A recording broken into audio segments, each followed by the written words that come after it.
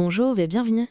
Voici le point d'information de Stylo News pour ce 23 février 2026.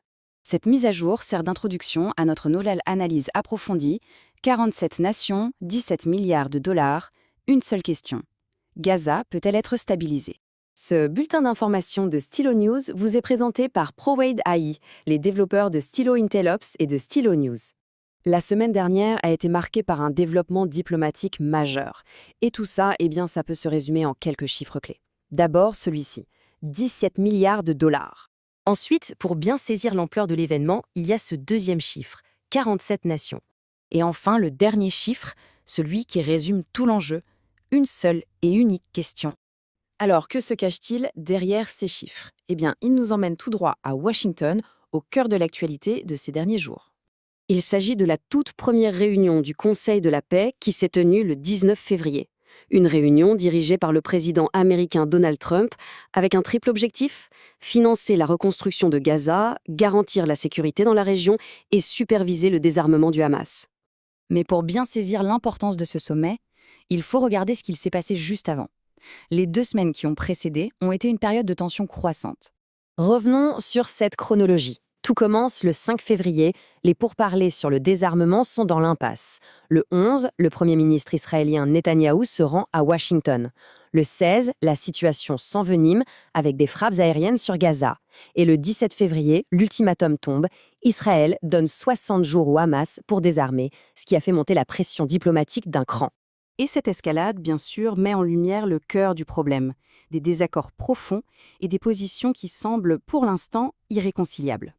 D'un côté, la position du gouvernement israélien, le désarmement complet du Hamas est une condition non négociable pour la reconstruction. De l'autre côté, la position du Hamas, un rejet de ses exigences et une demande, avant toute chose, de la fin du blocus. On a donc 2 positions qui, à l'heure actuelle, paraissent difficilement conciliables. Pendant que la diplomatie piétine, le coût humain, lui, ne cesse de s'alourdir. Depuis le début du conflit en octobre 2023, on dénombre plus de 72 000 victimes palestiniennes. Cette crise est aussi, et avant tout, humanitaire. Un rapport de Stylo News daté du 17 février le soulignait. La situation humanitaire reste désastreuse, les ONG médicales cessant leurs opérations en raison de la présence de militants armés, une citation qui illustre bien les défis immenses sur le terrain. Ce qui montre bien que ce conflit, même s'il est très localisé géographiquement, a des répercussions absolument mondiales. Les centres de décision s'étendent bien au-delà de la région, de Gaza jusqu'aux grandes capitales comme Washington ou le Caire. Et tout ceci nous ramène à notre point de départ, le sommet de Washington et sa promesse de 17 milliards de dollars. La question cruciale, c'est donc de savoir si cet effort diplomatique et financier peut, cette fois, porter ses fruits. Sur le papier, le plan est ambitieux. On parle d'un engagement financier massif, dont 10 milliards de dollars rien que pour les États-Unis, et de la création d'une force de stabilisation. Mais il y a des défis, et ils sont de taille.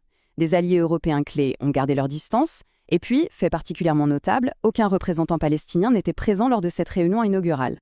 Ce qui nous laisse avec la question centrale.